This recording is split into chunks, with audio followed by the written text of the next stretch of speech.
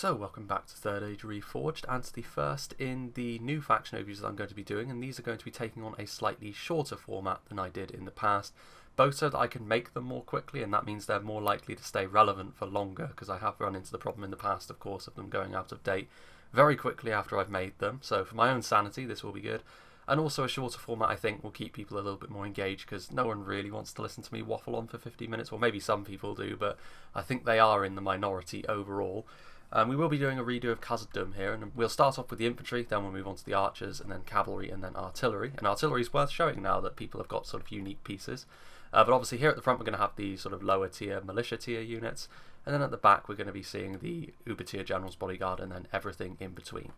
And obviously infantry is going to be one of the strengths of the Dwarves of KHAZAD-DUM's roster, of course. Everything that I said in the past is still applicable. We're going to be going through it a little bit more quickly here.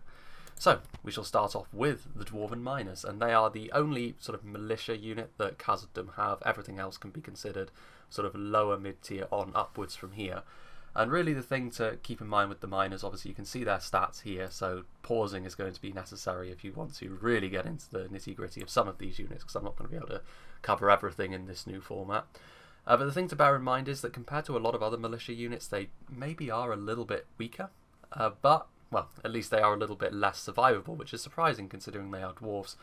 They do still have decent armour, I suppose, for a militia unit at 5, but what really sets them apart is they are technically a shock infantry militia unit that are effective against armour. So they've got a decent charge on them as well, but do bear in mind that they will fall apart quite quickly, so unlike pretty much the entirety of the rest of the KHAZAD-DUM line, you can't really rely on them to hold all that long. But they are quite cheap in comparison to the rest of your units, even though by a militia tier unit standards, you know, they still cost pretty decent amount of money, all things considered. Moving on then to the warriors of KHAZAD-DUM, which we have back here. Here we have the unupgraded variant, which we all know, which are, you know, they've had their model in Third Age Reforged for quite some time, and this is essentially the basic workhorse of the KHAZAD-DUM roster. They have decent values across the board, a decent defense value, good armor values. They're not all that special in many ways, but they will outclass a lot of other units from similar factions across the board. They are not armor piercing like they used to be in the past, when every one-handed axe unit used to be armor piercing, but they will still hold your line, and at 600 that's pretty good value for money. The thing that they do have running against them a little bit is the fact that they do have slightly less men in the unit than human equivalents, but then they make up for this by having more stats. So again, as might be sort of more standard, you might think for the dwarves, the narrower the battlefield, the better they're going to do on average. Not to say that you can't fight in a wide battlefield, of course, but just that they do a little bit better. Meanwhile, here's a sight that I didn't expect to see in the game again, honestly. This is the old Iron Guard model from Vanilla. So this is now the upgraded armor variant of the Warriors of KHAZAD-DUM, and of course this means that armor is a big improvement, and if you can upgrade the armor of a unit, it's going to upgrade their survivability pretty substantially, and considering the dwarves are already pretty survivable, this is going to be a noticeable increase in your frontline presence. Then moving on, we have the basic pike unit of the Dwarves of KHAZAD-DUM, the Sentries of KHAZAD-DUM. And as I've mentioned in the past, having a phalanx, there's a lot to be said for it, and I think the Dwarves of KHAZAD-DUM, this is going to be the most necessary unit in your roster, simply because they are going to be very necessary for fending off cavalry from your front line. You do have spears, which can also fulfill this this role, but I think that, you know, with the pikes, with the fact you're going to need to be defending multiple avenues with your spears and your pikes in an open field, they're going to be, you know, worth their weight in gold, pretty much. And even in a siege where you need to cover multiple choke points with some basic pikes, I think that you're going to be seeing a lot of them from the Dwarves of KHAZAD-DUM should you come across the faction in the field. But obviously there's not really much to say about pikes mechanically other than how good they are for how much they cost, and 600, considering you can bring quite a few of them. I think you can still bring 4. That's a pretty good amount that you can have spread throughout your army. And then over here we also have the Mercenary Guildsmen, which, you know, mercenary units do have considerably less morale than their equivalents. Dwarven morale got buffed in the most recent patch, and this of course means that, you know, their army's going to hold together better, but the Mercenary Guildsmen are going to be a bit of an exception to that rule. Their morale is not too fantastic, even though it says good morale there, but they will break off faster than your other troops, but they do offer a little bit more in terms of numbers. They do have more than the Warriors of KHAZAD-DUM, and that's really the only reason I can see bringing these guys, because in terms of stats, they are all around worse than the standard Dwarven units that you have available to you. Then, as we move back over into sort of getting into the higher tier of Dwarven units now, we have the upper mid-tier, which, you know, for most factions this would actually be getting into the higher tier of their units. But for the Dwarves of KHAZAD-DUM, these are your bread and butter, and you have your 3rd Legion Infantry, which are of course basically the Warriors of KHAZAD-DUM, but they have slightly better stats all around, and of course they too have an upgrade model which gives them full plate armour. Very, very tough to work your way through if you're an enemy faction and you see the 3rd Legion coming at you. Obviously Cavalry is going to be the most efficient way to deal with them if you come up against them, but if you don't have access to Cavalry, Archers are going to struggle to get through the shield value and the armour that these guys often bring to the field. Obviously again, the Dwarves of KHAZAD-DUM all around are going to do better off in a narrow battlefield or a siege. And in a more wide open battlefield, the 3rd Legion might be an extravagance that you can't afford, because they only cost a little bit more overall than the Warriors of KHAZAD-DUM, but it all adds up in the end, and you might want to punt for something a little bit safer. But in a siege, I can absolutely see how they would be very, very useful.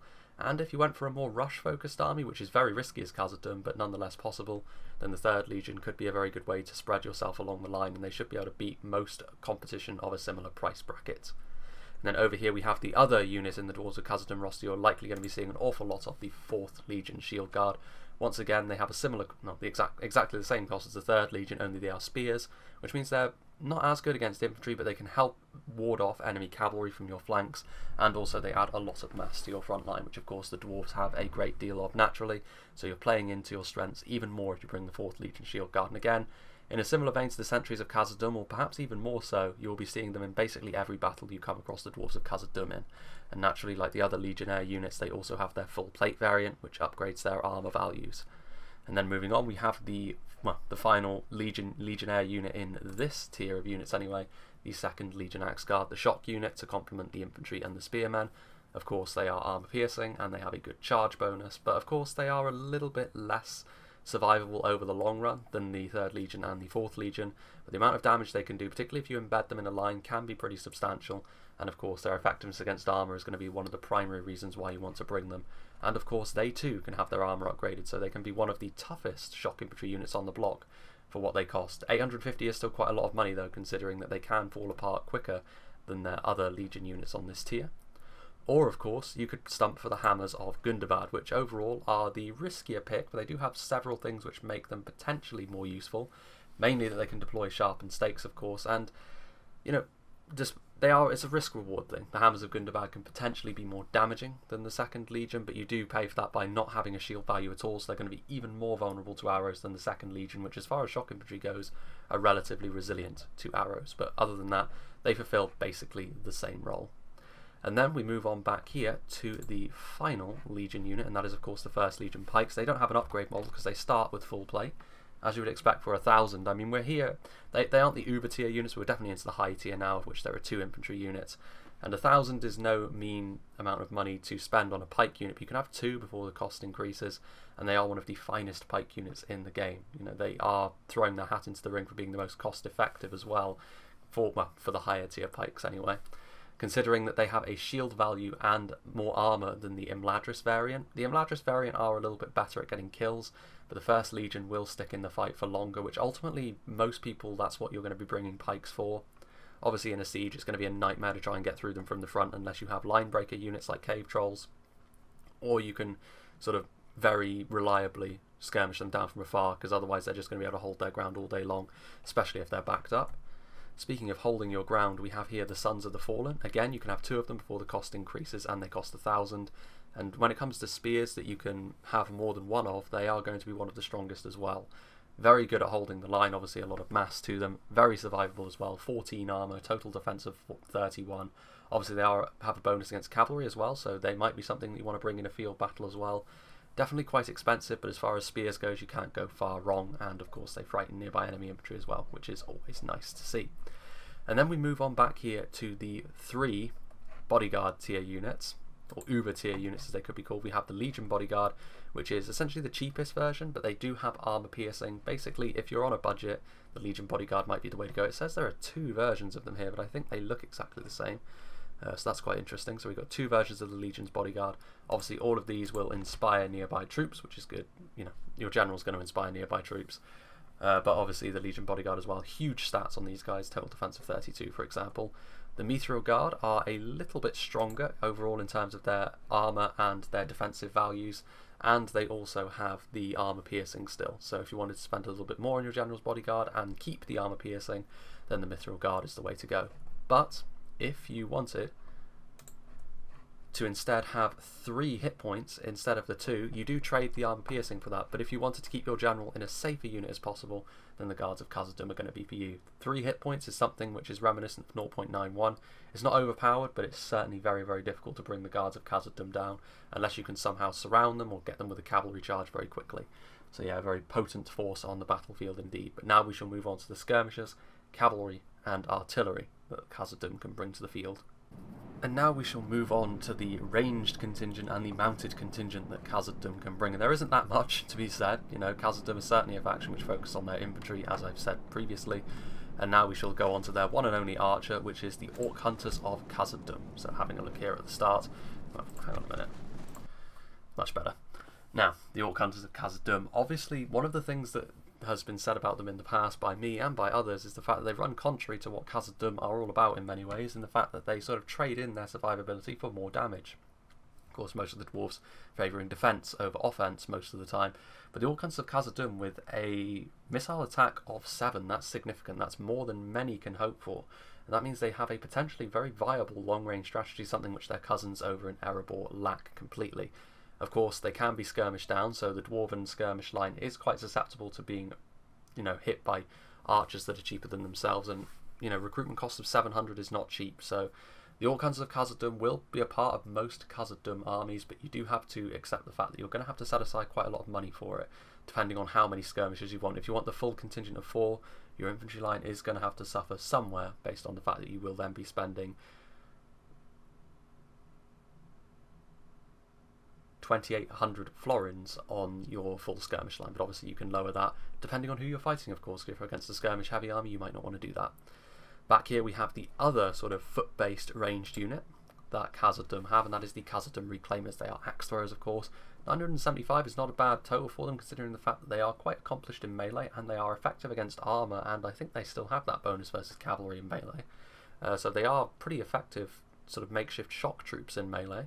But obviously the main reason for bringing them is the fact that they have their payload of axes, which are 12 missile attack, and that is an armor-piercing missile attack. Very, very potent in a siege, potentially, but also in a field battle. They will be focused down by skirmishers, because despite the fact they have an armor value of 12, they have no shield, and they also have just 1 hit point, so they are going to be made a target of because of the amount of damage they can do, but provided you can save them for the late game in a field battle as well, they can be a potent tool against whatever the enemy has left, particularly if it comes down to the wire. So definitely one of those units which could be clutch or could be a complete waste depending on how you use them and who you're up against. Now we'll move on to the cavalry, which needless to say for the Dwarves of KHAZAD-DUM is not particularly extensive. We go and have a look at the Mercenary cavalry. And KHAZAD-DUM are a faction which will use their cavalry entirely defensively, basically to just defend their infantry line from the flanks, or perhaps from the front if someone's feeling particularly adventurous. And the Mercenary cavalry are of course the basic melee cavalry of the game. When it comes to melee cavalry, this is essentially the baseline that you can use and see how other melee cavalry does. Of course, as mercenaries they do have lower morale than the rest of the army, and if they come up against other melee cavalry or wargs or something similar in a sustained fight, then they will suffer quite dearly for it. So it is definitely a purely defensive thing, which is best kept close to your army so that your archers and your spears can quickly come to their aid, but it is also nice to have a bit of mobility. And adding to that, we also have the mercenary crossbows. Now, considering the fact that KHAZAD-DUM have no foot-based crossbows, the armor-piercing missiles may well be pretty welcome. And considering the fact it's 12 missile damage, it is also, you know, pretty potent. But as most people have learnt, the mounted crossbows are very micro-intensive, and they are immediately made a target of, particularly if the enemy has horse archers or any sort of long-range skirmishers. Because despite, you know, an armor value of 7 is not all that great, and they don't have a shield either, so they are mown down very, very quickly. So that is worth saying, but again, potentially 1, because you might want to bring, because obviously that micro-intensive nature of them means that more than 1 is a real risk. Now, moving over here, we have the artillery, and of course the ballista. Just a basic ballista here, I believe, anyway. I think there was talks about changing the Dwarven ballista. It might well be a little bit more accurate, because, oh yes it is, sorry.